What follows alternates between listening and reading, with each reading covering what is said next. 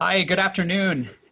This is Derek Anderson. We are broadcasting from Northern Westchester Hospital.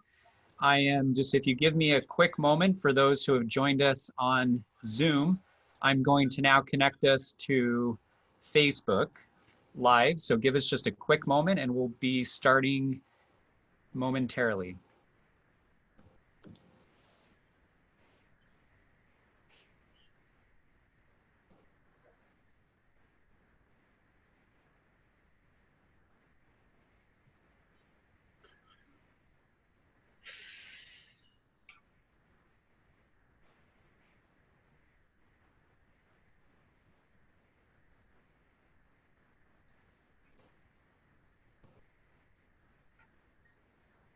Okay, I'm going live, Kiva.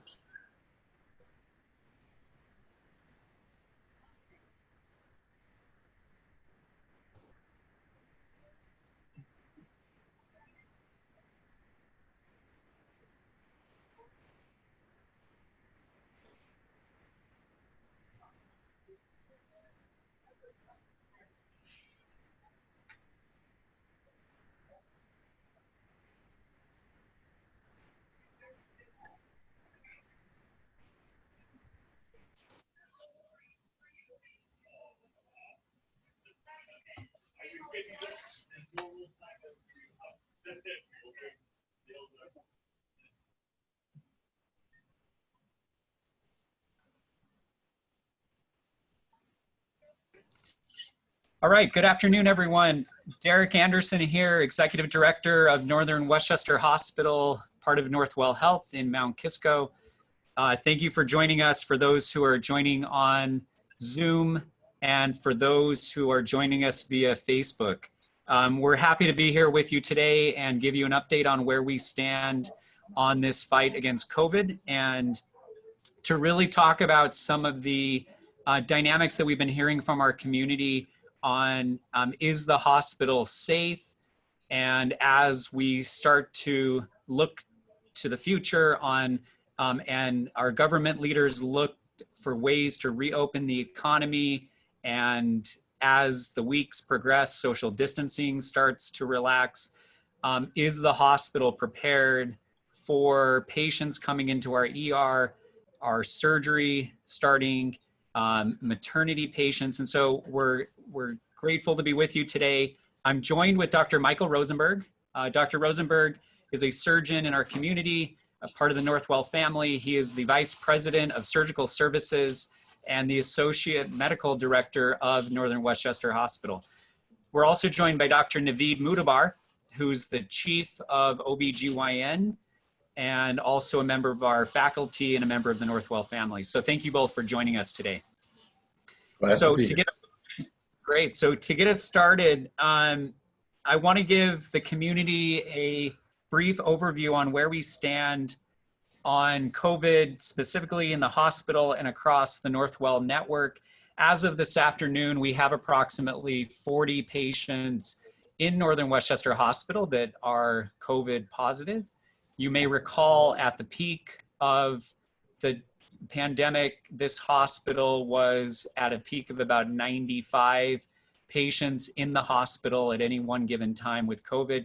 So in the last 3 weeks, our COVID population has been reduced by more than 50%.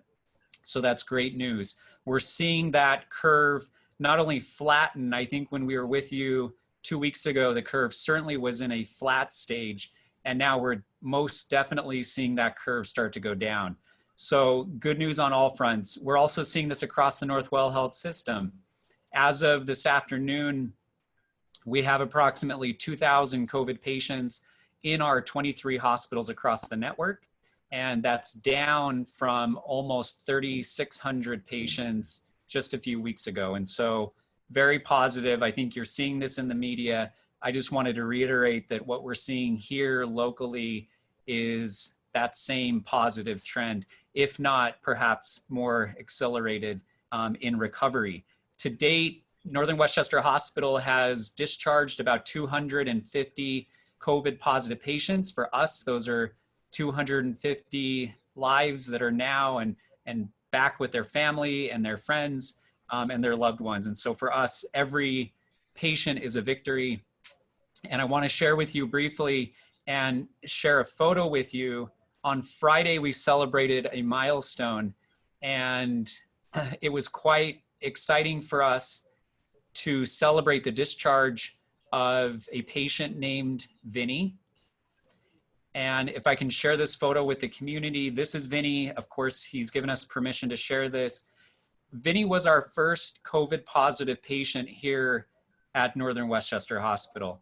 He was with us for the last 6 weeks and made an incredible journey and became a part of our family. Friday, Vinny is on his way to the next step of his recovery with his family and out of the hospital. So this marks a milestone for Vinny and a milestone for us as a hospital and a community as we continue to see success stories like Vinny continue to progress against this pandemic. So jumping back off of sharing my slide, a couple of the other statistics that we think you may find helpful. Northern Westchester Hospital right now is offering 3 clinical trials, which is quite unique for a community-based hospital. This is really the result of our amazing clinicians here and our connectivity to Northwell Health across the region. These 3 clinical trials are active. One of them is a convalescent plasma. A lot of people have been asking about how can I donate plasma. We have set up a way for people to donate. If you go to the Feinstein Institute website, and that's northwell.edu/Feinstein, Feinstein, Feinstein. At that website, you will find information. If you have been COVID positive at any point in the last several weeks, please go to that website for more information. We welcome donations. It will take you through the process. You don't necessarily have to donate. Down in Long Island, we have partnered with the New York Blood Center, and those donations are now being used at Northern Westchester Hospital. We are working on a 4th clinical trial. We're working through the approval process now. So incredible work and medicines being introduced, and a lot of innovative ways that we've been treating patients here at the hospital during this pandemic, including teams dedicated to proning or turning patients to help with breathing function and prevent and reduce their stay within the hospital. And a lot of teamwork and collaboration among our physicians, nurses, respiratory therapists, and really the entire support team that's been supporting these patients. Just a quick reminder that there is a live Q&A function as part of this, both on Zoom and on Facebook. So please go to the chat at the bottom of this. Once I give a quick overview, I'm going to hand it to Dr. Rosenberg and Dr. Mootabar to allow them a chance to say a few words. And then we're going to really open it up to questions to make sure we're answering what's on your minds. Second, I just want to mention, many of you have seen in our parking lot, and we referenced this a couple of weeks ago. Again, I'd like to show you a photo of our field hospital. The field hospital has been set up and established now for 3 weeks. You can see from these photos, bottom left, how large this facility is. It can house up to 40 patients. You can see Katie Griffin on the left. She's our head of case management here at Northern Westchester, a nurse, and really helping place a lot of our patients as they transition home. This is what a typical setup in this field hospital looks like, even down to the swan tells.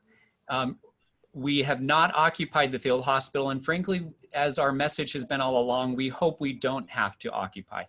This, for us, is a planning and a reassurance tool for the hospital, for the community, that we are prepared for whatever may come. We're evaluating the field hospital on a week-by-week basis, and depending on what happens in the next few weeks, and possible planning for the fall, as there's a lot of discussion locally and nationally on whether a resurgence or another curve or another outbreak may occur in the fall happens. We'll be monitoring it very closely and determining if these beds will be of use. If not, we are holding on to a lot of the components, and it can be reassembled. If the tent does come down, the field hospital can be reassembled relatively quickly for us, for the community, if the need should arise. All right, with that, I'd like to hand off for a couple of minutes to Dr. Rosenberg and give him a chance as the head of our surgical services and our associate medical director of the hospital.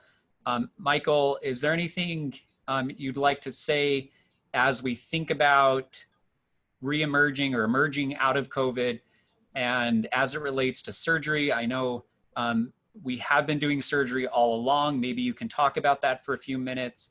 And what are some things that are on people's minds as they may be thinking about if their surgeon reaches out, that we're now ready for them to come in and have surgery? Thank you, Derek. Absolutely, I'd be happy to do so.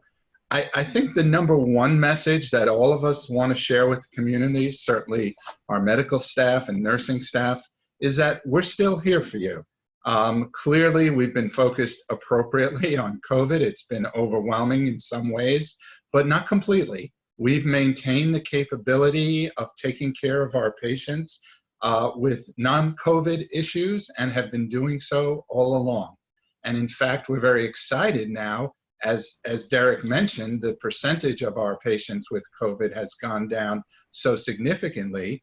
It allows us to really expand all the other services that are absolutely critical for our community.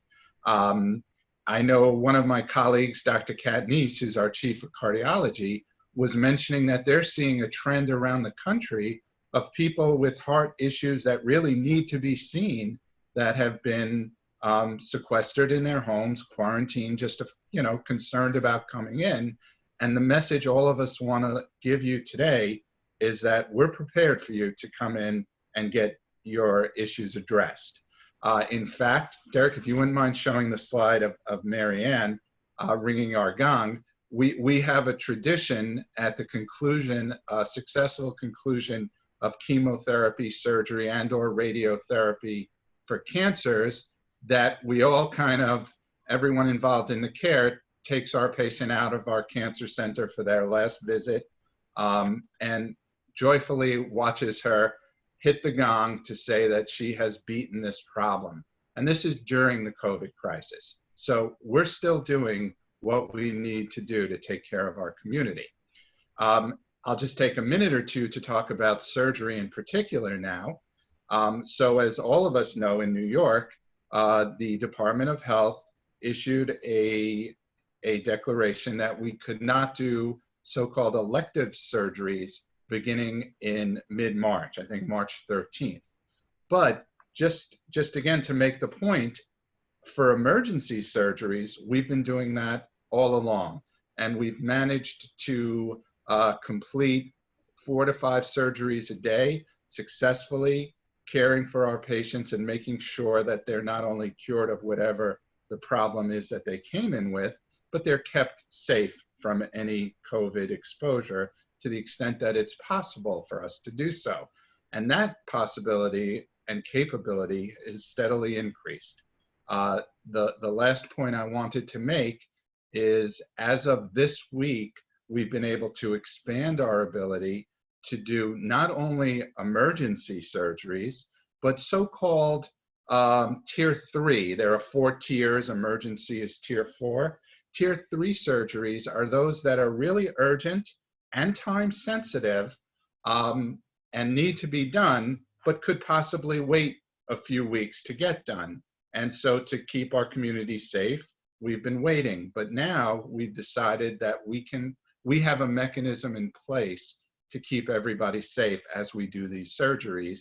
And I'll end with the exciting news that today we actually, for the first time, hit double digits in patients that we were able to successfully treat with surgery, and operated on 11 patients today. So this capability is expanding and it will expand. And I can address more in the question and answer session. But I did want to give that overview, Derek, so our community knows that we're still here for them. Excellent. Thank you, Dr. Rosenberg. And just to reiterate what Dr. Rosenberg was saying is that the governor still has an order, an executive order in place that we are not doing elective surgery. These are cases that Dr. Rosenberg is describing that have been waiting now for several weeks. And as a hospital and as their physician, as their surgeon, they've determined that it is in the best interest of the patient's care that those cases need to occur. And of course, we've received approval to do those cases. And we're actively planning for the day when elective surgery is lifted. So thank you, Dr. Rosenberg. So Dr. Navid Mootabar, likewise, I'd like to give you a couple of minutes to give the community an overview of your perspective as a practicing OBGYN physician in our community. And certainly you've been on the front lines of this, like Dr. Rosenberg, actively treating our patients during this pandemic. This is typically a topic that has been coming up in these community events and streams for the last few around mothers and families wondering about whether it's safe to come in for delivery. Thank you, Derek. Yeah, first, I really wanted to reassure everybody that our mothers and babies and staff safety is our first priority here. And we are doing everything to ensure their safety. And the second thing I wanted to reassure everybody is that we want your birthing experience to be the same that it was before this crisis. And really, when you come into labor and delivery, we really want you to have that same wonderful birthing experience, because it really should be. It's a wonderful time in your life, and you really should enjoy this. But we've done everything that we can and should be doing to ensure safety, starting from the beginning, starting from when the patient shows up, to masking the patient, screening the patients, screening their partners, masking their partners. On labor and delivery, we are testing all of our patients for the COVID virus. We are in the process of working up a protocol of testing all the partners for the virus. And if we know that things are scheduled, like scheduled C-sections or inductions, we're testing them a couple of days beforehand and getting that knowledge even beforehand. But in labor, we have all sorts of safety measures. We will continue to monitor the patients and the husbands. After labor, we have all private rooms at Northern Westchester, especially also during labor, so all private rooms. Patients never have to share a room with anybody. Their partners can be there with them at all times. They don't have to go home. And that's another concern that I'm finding my patients were having is the issue of partners. We never changed that. From the beginning, we allowed partners to be with our patients. We understood the need for a support person. We have no intentions on ever changing that. And we are creating a safe environment for all of our patients. We've also had experience. We've had one of the first COVID cases of a pregnant woman in Connecticut. She delivered at Northern Westchester. I think you have a slide of her and her beautiful baby. Yep. But we've been through this. You know, she came in. We knew that she was pregnant. You know, we took care of her. We took care of her beautiful baby. Everything went great.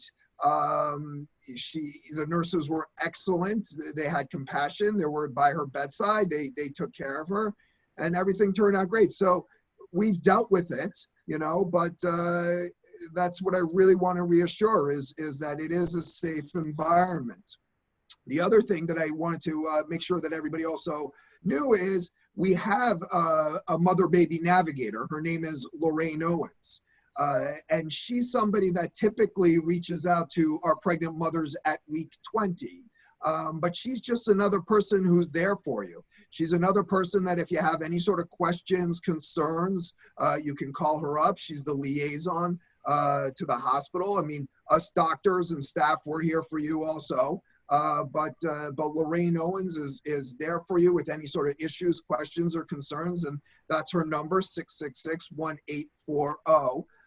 She's here also in the hospital, so during labor and delivery, she'll, if you need her, she's there for you. But I think this is also a very unique program that we have, is to have that liaison there for our patients.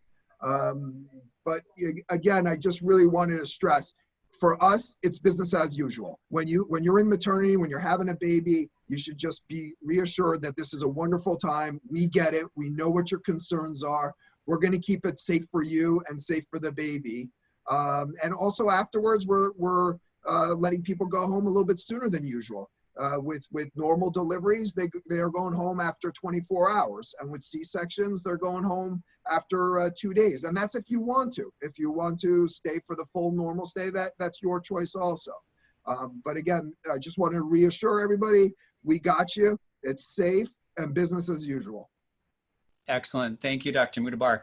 Just a couple of comments. The first is just a shout out to Jillian on Facebook, who just made a comment that she had an excellent experience with us here delivering her baby.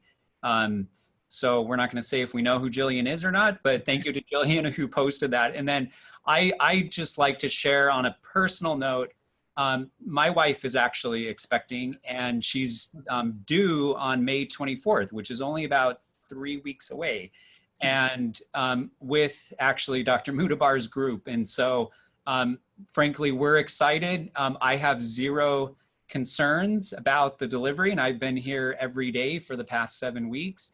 The team here is phenomenal. Our practitioners are phenomenal. And we have taken every step along the way from the very, very beginning to protect both our patients and our staff during the delivery and after the delivery. And so I just wanted to say on a personal note, I'm excited and have no reservations. In fact, I think my wife's probably more excited than I am for this to be over. But we're looking forward to welcoming another member of the Anderson family. Another comment as we talk about the subject of what are we doing to protect our patients, starting tomorrow, we, a part of, so the 1,600 team members of Northern Westchester Hospital, we are starting antibody testing. That is in partnership with Northwell Health, where all 77,000 team members across the network, starting tomorrow, over the next 3 to 4 weeks, will be tested for antibodies. Now, antibodies don't actually guarantee, or there's not a direct correlation with immunity. It doesn't tell you you are immune, but it does give you a directional sense if your body has antibodies present to potentially fight the disease if it were to present. So I know, Dr. Rosenberg, this has been a part of our planning for surgery, and we're thinking about, and as soon as we get through all of the caregivers of Northern Westchester Hospital, the goal is to start testing patients and the community with antibodies. Is there anything you want to say about antibody testing or testing in general? Yes, thank you, Derek. I think that testing from the beginning for us has been critically important in how we care for our surgical patients. Even when we were only doing emergency surgeries, no one was going to the operating room until we had a result back, because that was a critical decision point for the caretakers as to when to operate and what the best method of care for that patient might be. As we've expanded our services going forward, every patient starting that in our expansion phase this week have all come in and been tested. All of our staff who walk in the door are screened very carefully. We check their temperature every day. All of our staff know what to look for to protect both themselves and their patients. And most importantly in surgery, we've really made an effort now, as we're able to do more of these urgent necessary surgeries that were postponed, to still be mindful of the protection of of viral testing, of staff testing, at least to make sure no one's symptomatic. And we've also been very careful to isolate our patients in a completely non-COVID section of the hospital. Great, thank you so much. On the topic of community-wide testing, certainly this is an issue that as we look to reopen the economy, certainly Northern Westchester Hospital and Northwell want to play a part in that, and want to help get our communities and our societies back to normal.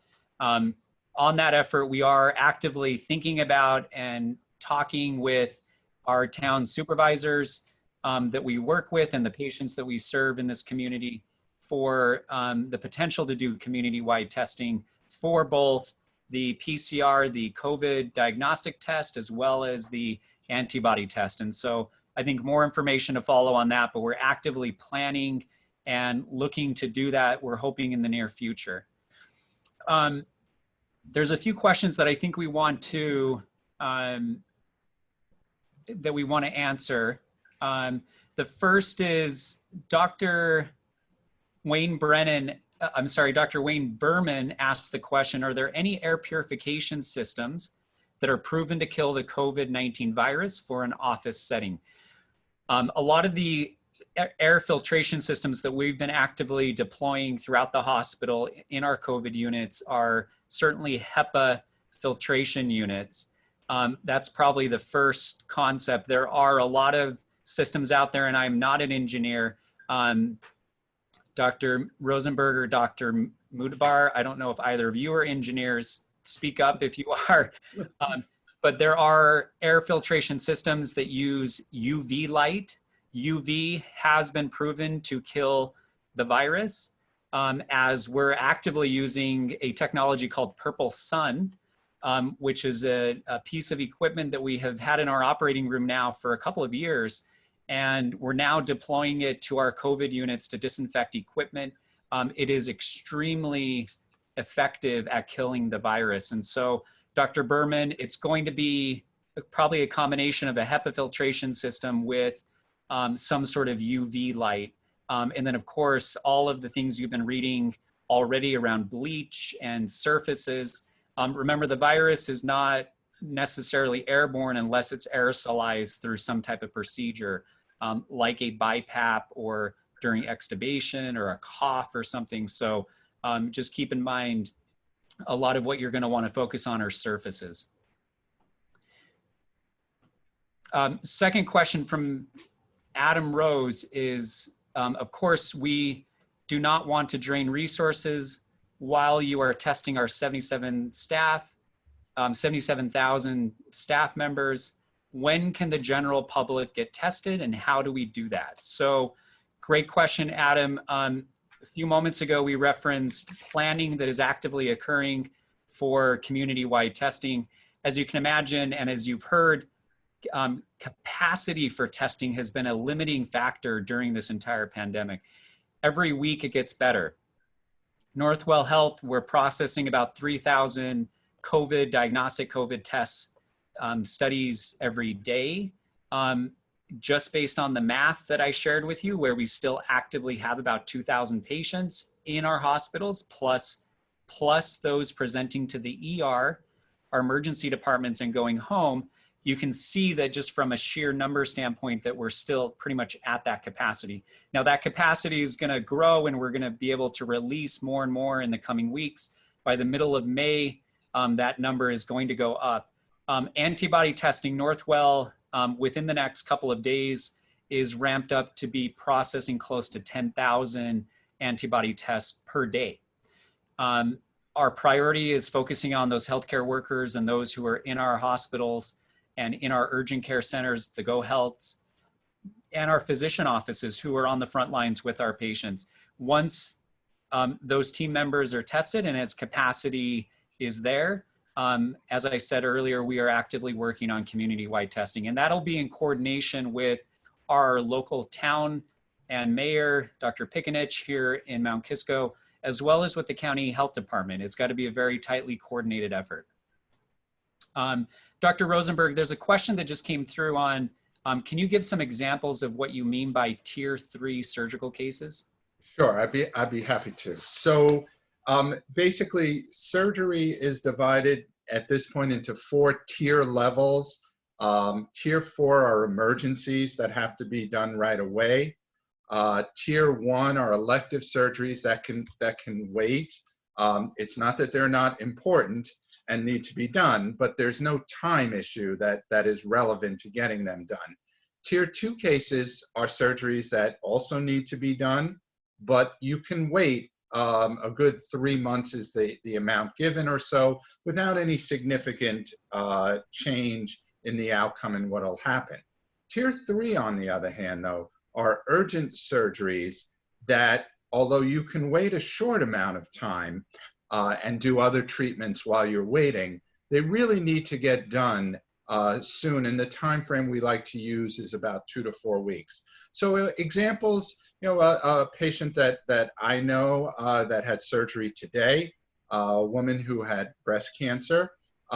We had to delay that because we needed to make sure that we had the surgical capability to both test and safely take care of this patient. But she was able to have her surgery today, and it went very well. I just said goodbye to her on our way home today, so that was exciting. But the bottom line is, these are surgeries involving cancer, people with spinal cord compression that's painful and worsening over time, with nerve involvement, patients who have blood flow issues into the extremities that need to be repaired. Those are all examples of some of the tier 3 surgeries that we're doing that are very time sensitive. Great. Thank you, Dr. Rosenberg. Dr. Mootabar, there's a question around telehealth or telemedicine. Is your practice or across Northwell, are you using telehealth to reduce patients from having to come into the office? And I guess, where have you seen the growth of telemedicine during this? Yeah, definitely, Derek. Our practice is using telehealth, and the majority of providers in Northern Westchester are also using telehealth. And it's going to be part of the new normal. I think it's a wonderful opportunity for patients to address their medical needs. It's not going to replace our physical exams. There'll be plenty of times where we still need a patient to come into the office. We need to examine them, but oftentimes we can, give appropriate medical care just via telehealth. So I encourage patients, while they're having their issues, they do not need to stay at home and stay quiet. They could reach out to their providers. Again, the majority of providers are doing telehealth, and they can start the dialogue and they can start the plans and figure out, what they need to do. And like I said, moving forward, this is potentially a new way that we're going to give medical care. Excellent. Thank you, Dr. Mootabar. Just another quick shout out to Ashley on Facebook, who said that she is due in 4 days. A huge congratulations to Ashley and your loved ones. And we look forward to welcoming you and your new baby here at Northern Westchester Hospital. Sharon on Facebook asked the question if the hospital has negative pressure rooms, and are we using them for COVID patients? Dr. Rosenberg, do you want to answer that? Sure, absolutely. Yes, the hospital does. Our ICU is all have COVID, have negative pressure rooms.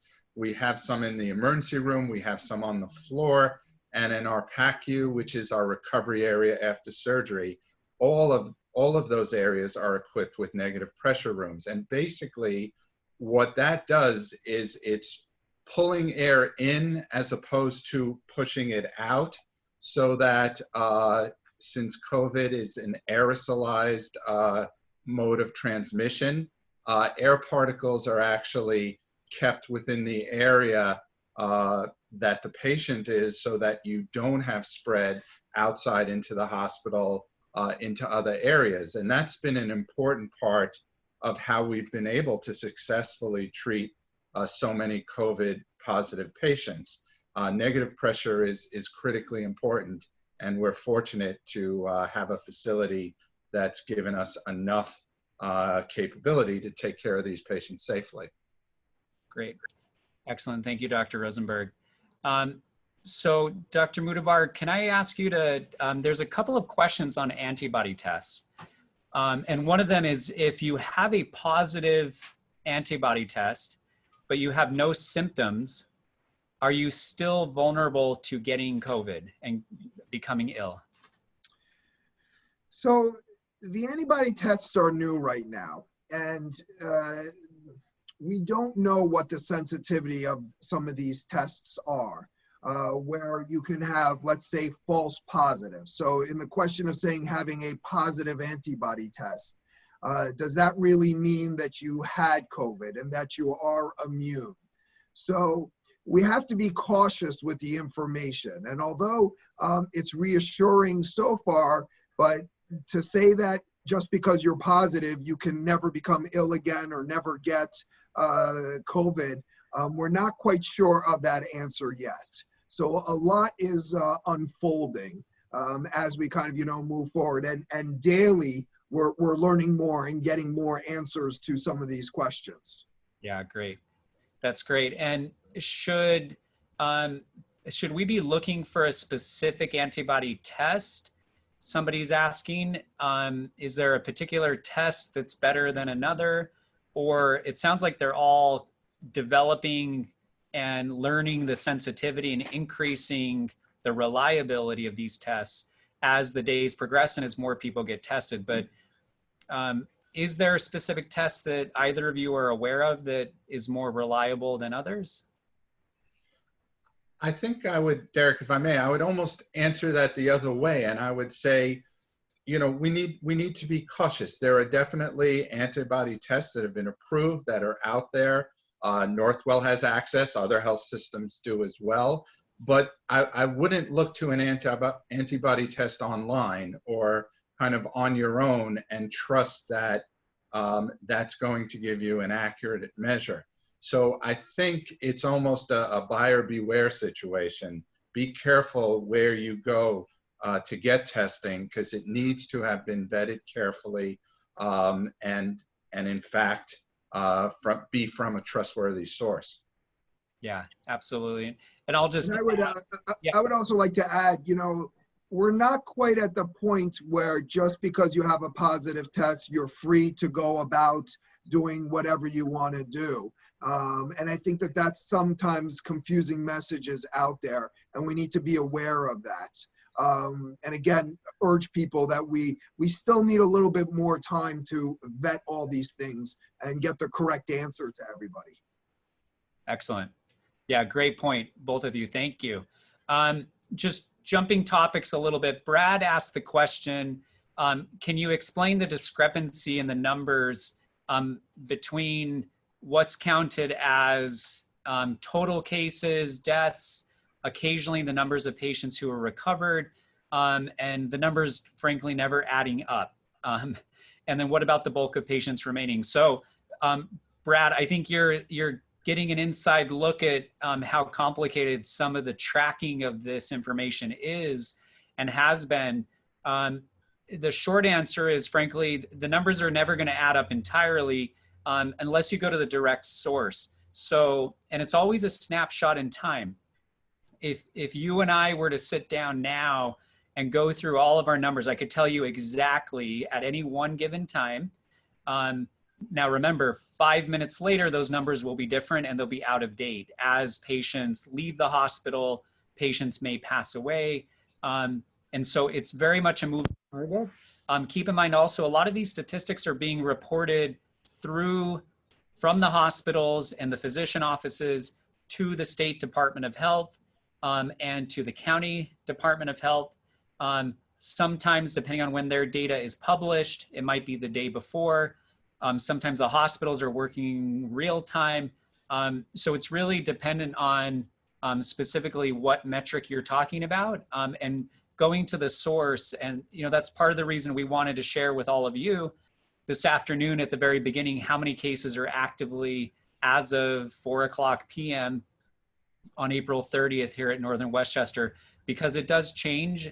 And, the good news is we continue to see those victories and those patients going home who have recovered and really recovered well. So I think with that, let's just jump to another question. Is there, and I'm going to ask Dr. Rosenberg if you can help us answer this, is there a recommended source of information or medical information for if somebody wants to learn about the science? What is the best source of information around COVID right now available to the general public? Sure. So I think I would make the point that if you have any personal concerns for the individual, I think your physician would be the best source, and I would start there. But if you're talking about more, how do I learn more about this? How do I learn more about viruses and statistics and how mortality rates and anything else you want to know, there are tremendous websites out there that you can look to. I would start with the CDC. There's a tremendous source of information there. The NIH website would be helpful. You can look to the Department of Health, and you know, frankly, Northwell has a wonderful website with a great deal of information for the public, and all of them will lead you to as detailed a study as you want. We use websites like UpToDate, which accesses the medical literature. So I think the limit there is how much time and effort you want to spend to learn about it. But on a personal level, start with your doctor. That would be my recommendation. Great, excellent. Thank you, Dr. Rosenberg. Navid, the question has come up a couple of times on the channel around aftercare. And after these patients are ready to go home, is there anything specific that you'd recommend or what's being done as these patients are getting ready to go home, the mechanism for these patients who are discharged for their aftercare and taking care, whether it's at home or whether they go to a skilled nursing facility? Sure. So I could tell you for us in maternity and also, you know, the medical and surgical floors, the follow-up is extremely important. So these patients are not neglected once they leave the hospital. We have mechanisms in place where they are followed. So in maternity, we're seeing them via telehealth. We're following them up, making sure that they're okay. If they require home nursing care, we're setting up home nursing care. If they have oxygen requirements, we're setting up for the oxygen requirements. I think in the medical floors, they have similar, if not even more extensive follow-up. But I can assure you that the follow-up from the hospital is equally as important as the hospital stay itself. Yeah, great. Excellent. So we're just going to jump around a little bit. I'd like to share my screen, so bear with me for just a moment. There are a lot of questions about our clinical trials. And so I'd like to show the audience just a slide. So we're actively engaged right now, as I mentioned earlier, in 3 clinical trials. And I'm going to put a phone number because there's, as you can imagine, a tremendous amount of detail that goes into each of these. And remember, all of these and every trial happening across the United States are actively in trials, which means none of them have been proven to be more effective than others. You're hearing in the media, even as early as this morning, a trial that Dr. Fauci at the national level has been engaged with. You know, they saw a glimpse into only 400 patients of a trial, and claims are being made. And hopefully we're hoping that some of those claims end up being true, but just as a word of caution to everyone, that all of these are active clinical trials, which means we don't know yet the outcome. The 3 trials that are happening here at Northern Westchester, the first, as I mentioned earlier, is convalescent plasma, as in we're administering plasma of patients who have had COVID that donated, and through the New York Blood Center, those plasma units come to the hospital and are being administered to the patients. The second one is a double-blind study of hydroxychloroquine and famotidine, as in a double-blind, meaning that the patient, the practitioner, the physician, nor the patient know whether they're going to get the medication or a placebo. But that is the second of our clinical trials. And the third is the Odyssey trial.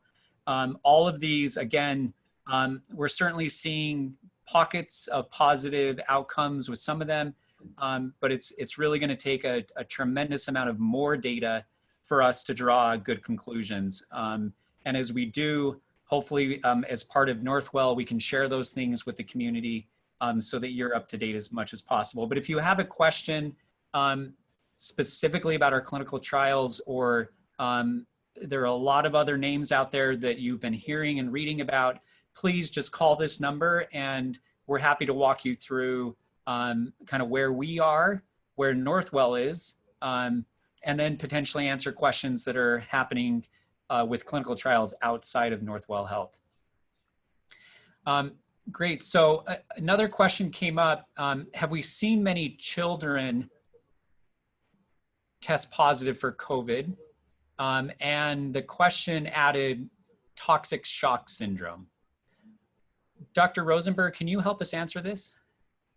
I think that fortunately, we here have not seen a great number of children that have come to us with symptomatology anyway of COVID. And I think that's where it gets very confusing, frankly, because we have no idea how many people have been exposed to COVID and had no illness from it. So we don't know the overall numbers, but at least in terms of presenting to the hospital and requiring admission, we really have not. Again, the illness that we're seeing isn't so much a toxic shock type syndrome. It's more of a immune related hyper response syndrome that leads to respiratory issues, kidney problems, and other issues. So I think it's more on that level than the questioner asked. Great, thank you. And I'll just add, it's kind of related to another question, but related to this, Dr. Rosenberg, that the age ranges of the patients that we've been treating here at Northern who have tested positive for COVID in the hospital, that have, as in those who have required a hospital stay, have ranged from age 24 up into the high 90s. Now, the 20-year-olds are really an anomaly, luckily, and it's those more elderly populations, as we all know, who are perhaps more vulnerable to contract the virus. But thank you for that. Dr. Mootabar, let's jump back to community testing, if that's okay. What are your thoughts about having those who have tested positive retested before they go out into the community? Some people are retesting, but we believe that it may not be recommended. Do you have thoughts on this, Dr. Mootabar? Yeah, again, I don't think we quite yet know what the correct answer is and what we really follow, because there's plenty of recommendations and plenty of ways and beliefs of how we think things should be done. But what we try to do is to really follow one set of guidelines, and mostly it comes from areas such as the CDC. So per the CDC guidelines, there is no recommendation of retesting people. And again, that may change at some point as we have more resources and more ability to test people, or they may determine it's not necessary. Per their guidelines, if somebody is 1 week from the onset of symptoms or 1 week from a positive test and 72 hours from having any symptoms off of any sort of medications such as Tylenol, then they are cleared to not carry the virus. Now, again, when you ask about going out into public, don't forget that in New York State, we are still under a stay-at-home order. So the reality of it is we should all still be practicing correct social distancing, staying at home, and really only being out for essential activities. Yeah, great. Excellent. And then the questions coming up as well. Are we seeing patients who are avoiding coming to the hospital, who may have symptoms, but out of fear for coming to the hospital for safety? Are we seeing this dynamic happen? And just maybe an opportunity to reiterate some of the comments that we've been talking about earlier. Dr. Rosenberg, if you can speak to this, what are we doing to reduce risk and reduce the potential for somebody to get COVID? And really that the hospital is here for you. We are open for business, and we're taking a lot of measures, including, as we mentioned, testing our staff. Starting tomorrow, everyone is getting tested for antibodies. Can you address this, and have we seen this phenomenon happen where patients are fearful to come into our ER? I know you spoke about surgery. Sure, I'd be happy to address that. So I think that's something that we have certainly seen, and it's been one of the characteristics of this pandemic, is that people are a little afraid to get the care they need outside of anything to do with symptoms of COVID. They're staying home with other problems longer than they really should. And what the message we're trying to give that we can back up with, almost now about 8 weeks of very serious involvement in this problem, is that with appropriate precautions, the hospital is a safe place to be. We as physicians, nurses, and staff who work here with the appropriate protective equipment have been safe and continue to be so. And then our patients, we've given tremendous thought to appropriate ways of segregating. One of the questions I answered earlier about negative pressure rooms, setting up different pods of the hospital as COVID or non-COVID areas. We've given a great deal of thought to protecting our patients, and we think that the message needs to be, if you think you're ill, having nothing to do with COVID, get treatment. I mean, certainly I would start with your physician and get that screening, and telehealth is a great way to start. But if you have a problem that would have driven you to an emergency room 2.5, 3 months ago, then that's where you should be going now. Yeah, okay, great. Thank you so much. And just to piggyback on that, there was a question around if my doctor orders a blood study or a blood test, is it safe for me to come? And the answer is most certainly yes, it is safe. And I just want to propose, for those who are not aware, in our community, Northern Westchester Hospital operates a blood drawing location. It is located in Chappaqua at the Center for Healthy Living, which is directly adjacent to Whole Foods at Chappaqua Crossing. There's a storefront there, again, next to Whole Foods, open 6 days a week, pretty wide hours, early till late. If you do have a blood test, you can just walk in. You can certainly schedule an appointment. But I just want to make sure the community is aware of that location and that opportunity. If you do not want to come to the hospital, although it's completely safe, there are other locations like at Chappaqua Crossing that you can have your blood drawn. But Dr. Rosenberg, on this topic, can you just mention, are there, from a physician's perspective, are there specific considerations or situations that somebody should come into the ER? And how do you distinguish, and what kind of advice can we give to our community on when to know to come to the ER? Certainly. I think that the guidance there is, first of all, if you're experiencing any symptoms or concerns specifically related to COVID, there we recommend that you reach out to your physician first, because often that's more related to perhaps concerns, anxiety, and anything than an actual need to be evaluated for that. But if indeed that's something that's progressing, getting worse, the emergency room would be appropriate. Patients typically come in with trauma from injuries. They need to continue to do so. We need to be able to evaluate and treat people with those type of injuries. Abdominal pain. I mean, basically, at this point in time where we know someone's coming, we're treating all of our patients the same. We're identifying those who have symptoms. We're making sure everybody has masks. We're bringing them in and avoiding, using social distancing even within our facility. So the bottom line is, if you feel you need to be seen, then come. Don't avoid it. And we're ready for you. Great.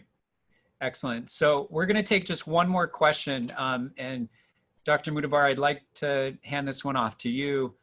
If a woman in labor, tests positive, is she quarantined from her newborn? And if so, for how long? So we don't quarantine the babies from their mothers routinely. We are screening all the mothers who come in labor and delivery and seeing what their status is. And we're finding out that under 5% of women are just testing positive for the COVID virus and they didn't know they were having it. So we call these women asymptomatic without any symptoms. So in those scenarios, those babies are still allowed in the rooms with their mothers, but we practice proper protection. So the mothers will be wearing masks around the babies. They'll be wearing proper hand washing when handling the babies. Similarly, the fathers will do so also, but we still allow those mothers to breastfeed.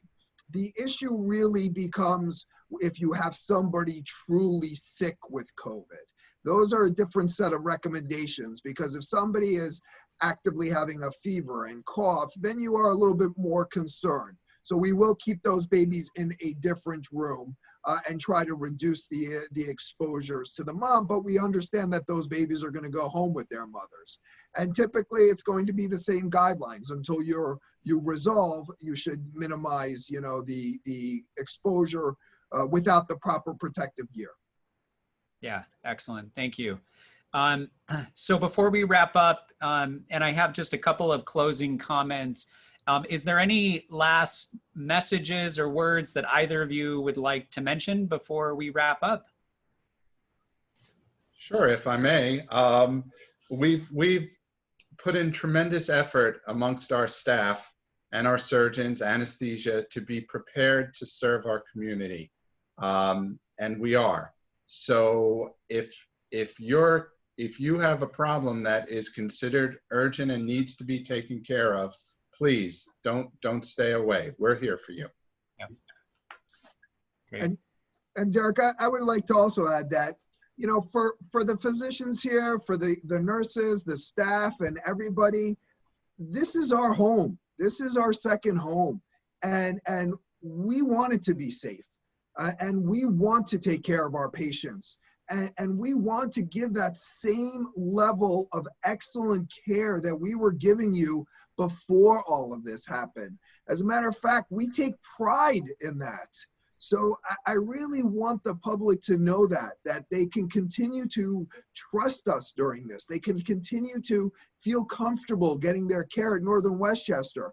None of us would put ourselves in any sort of unsafe conditions, and we've really made sure that we are safe here in Northern Westchester. So I really want to stress that to everybody out there. Yeah, thank you so much. And I think that's really been the theme of this is every step we could possibly take to protect our staff. We've heard all along that we've been doing that, and we will continue to do that. But really, the message today is we're here and putting that same level of energy and focus in making sure that every part of our staff, our patients' experience is safe. And so please, if I can just reiterate what Dr. Mootabar and Dr. Rosenberg have both said, if you require care, please do not wait. reach out to your doctor, come to the hospital, and rest assured that every step is being taken to protect you. Two last closing comments, and we appreciate everybody joining us this afternoon. The first is, please, despite the positive news and the lowering of the COVID curve, please continue to practice social distancing. We are really making good progress as a healthcare system and trying to avoid a potential surge. So please stay close to your local government leaders. We will continue to post information on our website. You can sign up for our newsletter on WHC.net. Please continue just to stay close to that information and practice good social distancing. And lastly, I think as a community, we would be remiss if we didn't thank all of you for the tremendous support that you've been offering our teams and our patients during this. Everything from donated Amazon Echo shows for every patient room, iPads, food, letters and notes and words of encouragement. It's quite inspirational to walk the halls of the hospital and see the images and the pictures coming from a lot of our children and local schools. It does a huge boost of morale to our staff. And so thank you. Thank you for joining us today. This will be posted on Facebook if you missed us. And we wish you all a great evening, and please stay safe and stay well. Take care.